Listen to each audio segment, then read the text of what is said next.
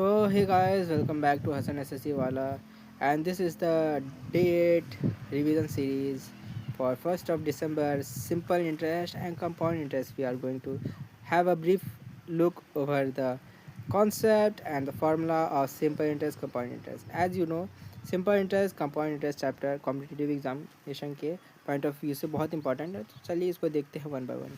The source of information is taken from page number 176 of ACE SSC Arithmetic ebook under 24/7. So the first point is SI simple interest which is equal to PRT by 100. Very usual formula. और इसमें amount क्या निकलता है? Simple interest, कुछ interest होता है और principal होता है, उसको जोड़ करके अमाउंट निकल जाता है जो कि बराबर होता है principal into 1 plus RT by 100. ये इंपॉर्टेंट है, मतलब RT बाई 100 को 1 से जोड़ देते हैं, उसके बाद फिर P से मल्टीप्लाई करता है तो ये भी अमाउंट निकलता है. मतलब इसमें वही तो कह रहे प्रिंसिपल और SI को जोड़ दे रहे हैं, सिंपल. और इसमें R N yearly, the rate of interest जब एन ईयरली निकालना है तो क्या होता है, रेट जो है डिवाइड होता है, रेट एन टाइम्स घट जाता है और टाइम एन टाइम्स बढ़ जाता है. तो उस हिसाब से पुट करते हैं हम लोग सिंपल इंटरेस्ट का फार्मूला में, अमाउंट का फार्मूला में. सिंपल इंटरेस्ट का बेसिक फार्मूला निकालते हैं, फिर अमाउंट इससे निकल ही जाता है. तो रेट में अगर एन ईयरली रेट दिया गया है तो उसमें उल्टा होता है, रेट डिवाइड में चल जाता है. एन ईयरली रेट है तो रेट डिवाइड में जाता है एन ईयरली, और ईयरली एन टाइम्स हो जाता है, मतलब टाइम एन टाइम्स हो जाता है और रेट एन टाइम्स घट जाता है. इंस्टॉलमेंट वाला सवाल आता है जहाँ पर अमाउंट दिया गया, अमाउंट इजिकल होता है x plus x R1 divided by 100 multiplied by 12, मतलब 100 मल्टीप्लाई बाई 12 ये एक साथ है. यहाँ पर इंस्टॉलमेंट में जब किसी को अगर कंपाउंड इंटरेस्ट में कोई लोन लिया और उसमें उसको जो पे करना है इंस्टॉलमेंट में भी पे करना है, तो उसमें अमाउंट का फार्मूला क्या आएगा? अमाउंट का फार्मूला आएगा, पहला इंस्टॉलमेंट एक्स है तो एक्स इंस्टॉलमेंट, पहला इंस्टॉलमेंट प्लस दूसरा इंस्टॉलमेंट में एक्स है P type P R into 1 year के लिए P R into 1 divide by 100. और लेकिन 1 ईयर के लिए है तो उसमें जो इंटरेस्ट लगेगा वो डिवाइड बाई 1 मंथ का लगेगा, क्योंकि इंस्टॉलमेंट में पे कर रहा है, ये ईयरली तो पे कर रहा है नहीं, मंथली पे कर रहा है, तो डिवाइड बाई 12 कर दिए. तो फिर से plus X into X R, इस बार 2 मंथ के लिए 2 मंथ का इंटरेस्ट देना पड़ेगा क्योंकि वो इंस्टॉलमेंट में भी कर रहा है, तो 2/100 इंटू 12. इसी तरह बढ़ते बढ़ते X plus X R into N minus 1 divided by 100 into 12 for monthly installment. तो ये फार्मूला हो जाता है. कंपाउंड इंटरेस्ट भी वही होता है, अमाउंट माइनस प्रिंसिपल. अमाउंट में से प्रिंसिपल घटाते हैं तो कंपाउंड इंटरेस्ट निकलता है, जैसे कि SI में भी वही है, अमाउंट में से प्रिंसिपल घटाते हैं SI भी निकल जाता है ऐसे. लेकिन अमाउंट का फार्मूला इसमें अलग है. अमाउंट का फार्मूला में है प्रिंसिपल तो वैसे बाहर है इसमें भी, और 1 plus R by 100 rest of power n है, और उसमें 1 plus R by 100 into T है, और टी के जगह रेस्ट ऑफ पावर n में आ जाता देखने को मिलता है बस. बाकी का सेम है अमाउंट का फार्मूला. इसमें भी एन ईयरली दिया रहेगा तो वही चीज़, रेट एन टाइम्स घट जाता है, एन ईयरली मतलब टाइम एन टाइम्स हो जाता है.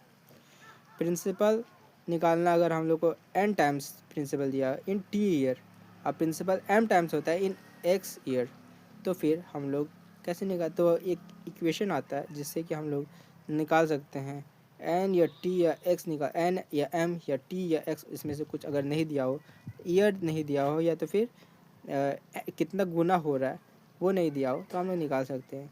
अगर पी अगर एन टाइम्स हो रहा है टी साल में, और पी अगर प्रिंसिपल अगर एम टाइम्स हो रहा है कोई दूसरा प्रिंसिपल एक्स ईयर में, तो फार्मूला आता है, ये कंपाउंड इंटरेस्ट का फार्मूला आता है N root T N raised to the power 1/t, यानी कि tth root of N, T root में आता है और एन टाइम्स जो हो रहा है वो अंदर आता है. Tth root of N is equals to X root of M. Important है इसलिए मैंने उसको बोल्ड किया. कंपाउंड इंटरेस्ट और सिंपल इंटरेस्ट को कंपेयर करने के लिए, अगर 2 साल का कंपाउंड इंटरेस्ट और सिंपल इंटरेस्ट है तो उसको कैसे कंपेयर, उसका रेशियो निकलता है, तो उसका CI बाय SI ही रहता है, पहले का CI ऊपर रहता है, CI ज़्यादा होता है, तो बेसिकली उसको ज़्यादा रखते हैं। और CI ज़्यादा होता है तो उसको दो साल के लिए तो 200 प्लस R। मेन खेला रेट का ही है, जितना ज़्यादा रेट उतना ज़्यादा कंपाउंड इंटरेस्ट, और उसी सब रेट में तो R का ही होता है। अगर सिंपल इंटरेस्ट तो कुछ नहीं, तो 1 से मल्टीप्लाइड, तो 200 प्लस R डिवाइडेड बाई 200। और वही simple interest minus compound interest का अगर डिफरेंस है, वही अगर डिफरेंस पहले तो रेशियो देखें और वही डिफरेंस निकालना 2 साल का, तो वो होता है बराबर इसमें से प्रिंसिपल का आगे माना जाता है, प्रिंसिपल और रेट का। इसमें अमाउंट वगैरह, अमाउंट और सिंपल इंटरेस्ट वगैरह ही से प्रिंसिपल का गेम आता है। तो वही प्रिंसिपल बाहर रहता है P इंटू, इसमें 1 माइनस नहीं होता है, डायरेक्टली R/100 रेस्ट पर 2 हो जाता है।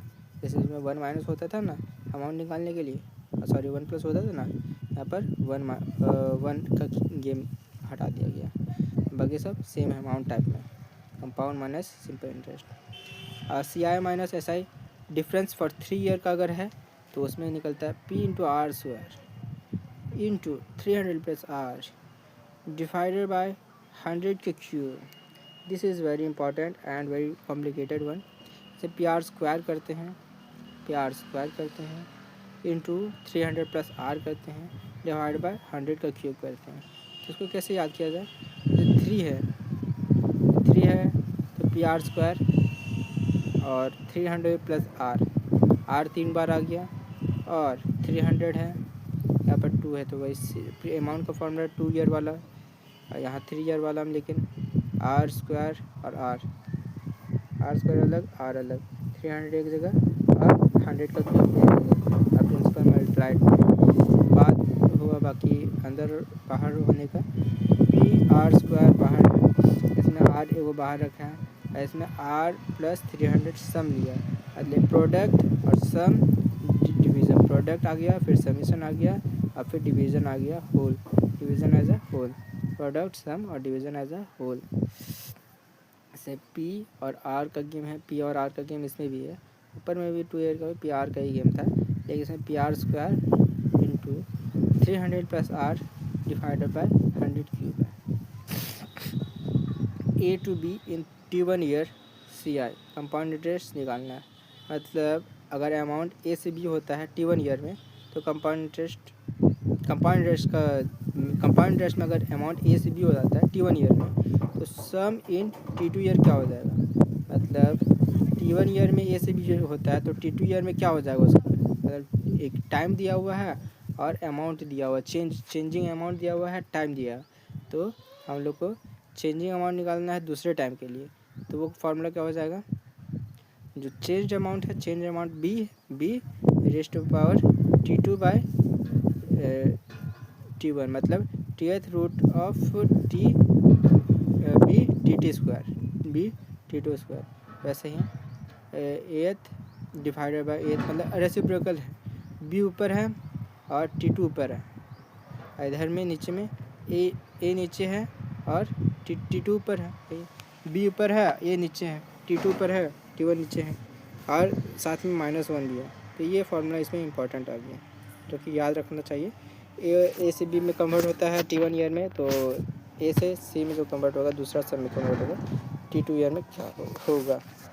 प्रिंसिपल अगर n इक्वल पार्ट्स में अगर डिवाइड करते हैं, n अनइक्वल पार्ट में डिवाइड करते हैं और उसको कंपाउंड इंटरेस्ट में देते हैं, तो ईच अमाउंट इज इक्वल, और हर एक अमाउंट इक्वल होता है। कुछ टाइम बाद प्रिंसिपल को भाग देता है सबसे पहले, और उसको फिर कंपाउंड इंटरेस्ट में डालते हैं, तो सब का सब अमाउंट एक समय पे बराबर दिखता है।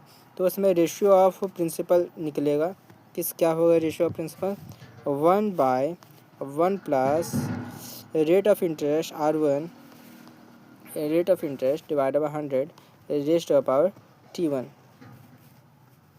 R1। मतलब सबके लिए रेट ऑफ इंटरेस्ट अलग होगा, जरूर रेट ऑफ इंटरेस्ट और टाइम R और T दोनों अलग होगा तभी तो होगा।